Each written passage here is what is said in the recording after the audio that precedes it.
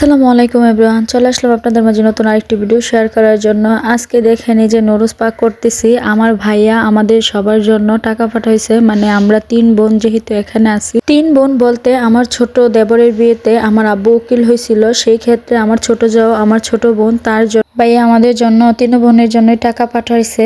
এদিকে আমার ভাগ্নে আসছে আমাদের বাড়িতে, তার জন্য বলতেছে মামা নিয়ে ট্রিট দেন, যেহেতু মামা টাকা পাঠাইছে আপনি আমাদের জন্য ট্রিট দেন। আজকে আমি নুডলস রান্না করে খাওয়াচ্ছি, অন্যদিন আমার ছোট যা খাওয়াবে, আরেকদিন আমার বড় বোন খাওয়াবে, তার জন্য আমরা সবাই প্রস্তুত আছি। আজকে সবাই নুডলস খাবো।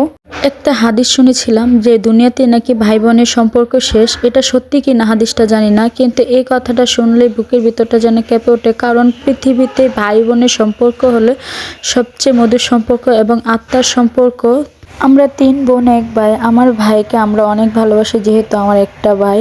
সত্যি হাদিসটার কথা মনে হলে না বুকটা কেন যেন কেঁপে ওঠে। এটা কি সত্যি হতে পারে তা আমি জানি না। যদি এরকম হয় তাহলে হয়তো হতভাগা হলাম আমরা সেই ভাই বোনরাই, যারা এত মধুর সম্পর্ক দুনিয়াতে থেকে আখিরাতে আর ওদের দেখা হবে না। যাই হোক, কথা বলতে বলতে অনেক কিছু বলে ফেলছি। সবাই দোয়া করবেন আমার ভাই এবং আমার পরিবারের জন্য। এদিকে আমি সবকিছু কাটাকাটি করে রান্না করার জন্য চলে আসলাম নুডলস। এদিকে পানি বসিয়ে সিদ্ধ করে নিচে, এখন নুডলস রান্না করার পালা। এই যে আমি অনেকগুলো আলু দিছি, কারণ আমাদের বাচ্চারা আলু অনেক পছন্দ করে, তার জন্য। যেহেতু সন্ধ্যাবেলা কোটাত বসেছিলাম, তার জন্য দেরি হয়ে গেছে, রান্নাটা সন্ধ্যা হয়ে গেছে। আর এদিকে তো বাচ্চারা বসে আছে, কখন রান্না করব কখন ওরা খাবে। আসলে বাচ্চারা যখন একটা জিনিস বায়না করে তখন রান্না করে দিতে অনেক ভালোই লাগে। এদিকে আমার রান্না দেরি হয়ে যাচ্ছে, তাই জন্য আমার বোনের ছেলে বলতেছে এই অল্প কয়টা নুডলস রান্নতে এতক্ষণ সময় লাগে? এটা তো আমি এক হাতের কাজ ছিল, কতক্ষণই সেরে ফেলতাম। আসলে ও যে আমি যে ওর আন্টি লাগে এটা ওর মাথায় থাকে না। অনেক ফ্রেন্ডলি আমরা চলাফেরা করি। নুডলস খাওয়ার জন্য মেয়ে যে সস নিয়ে আসলো। এদিকে আমার রান্না প্রায় অর্ধেক হয়ে গেছে, অর্ধেক বলতে পুরোপুরি শেষই হয়ে গেছে। এদিকে শুধু মশলাগুলো দিতেছি, আমি এদিকে রান্না করতেছি। আর ওই যে দেখেন ওরা কি করতেছে আমাকে নিয়ে, কখন খাবে।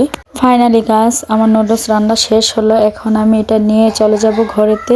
আমাদের ঘরে আর নেব না, যেহেতু আপুর ঘর আমাদের রান্নাঘরের পাশে, তার জন্য এই ঘরে রেখে সবাইকে খাইয়ে ফেলবো।